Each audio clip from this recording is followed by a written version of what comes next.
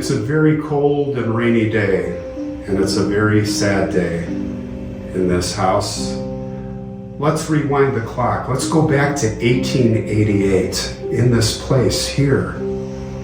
This was a place, a house where there was a family, and the family name was Trachsel. They had just lost their young daughter. She was only 18 years old, and the house is draped in black. Outside, inside, there were big preparations made. There were no funeral homes. Everything was prepared by the family, the mother, the children, the father. The wake would be here in the parlor, and all the relatives would come. And right now in the parlor is laid out that girl of 18. Her name, Emma Trachsel. But the question is she really dead?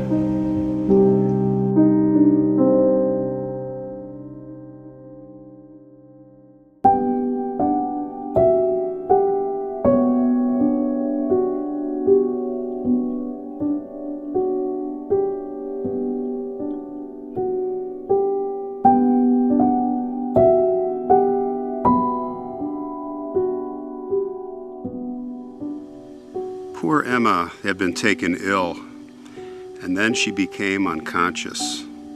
All efforts were made to revive her, but the family was unsuccessful.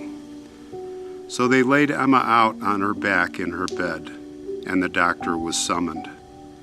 And soon after arriving, he determined that Emma was dead.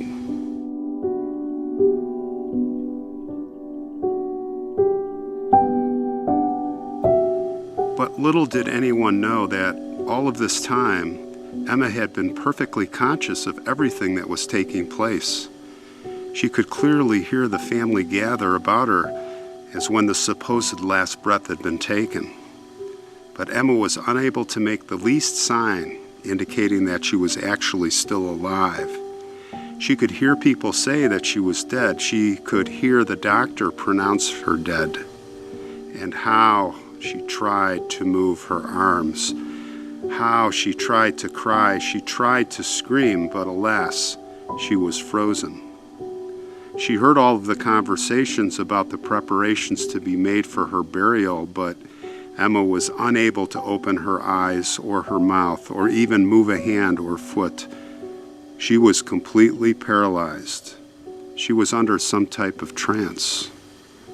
During Saturday night, when the watchers would visit her every half hour to dampen the cloth on her face, her feelings were horrible in the extreme. When her coffin arrived and 4 of the neighbors lifted her tenderly and placed her in it, she thought she would certainly break the awful spell, but she could not. She heard distinctly the work of the undertaker in securing the lid of the coffin. The minutes seemed to her like years. She could distinctly hear the clock and knew the hours as they passed by.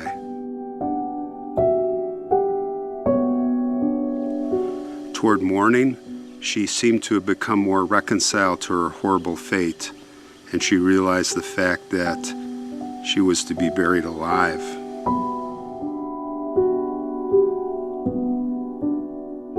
It was 4 o'clock in the afternoon, Sunday afternoon, when Emma was finally prepared in her coffin. The family and friends had assembled. Sympathetic loved ones were all there, and she recognized every voice and the many kisses. Emma had a twin sister, Saloma Catherine, who was especially affectionate, and the sister was loath to leave her.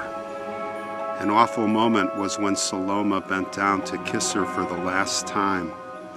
Emma felt the loving imprint of her sister's kiss on her cheek. Saloma reached down to clip a lock of Emma's hair to keep as a lasting remembrance. But as she gazed at Emma's face, she noticed something. Could there have been a movement?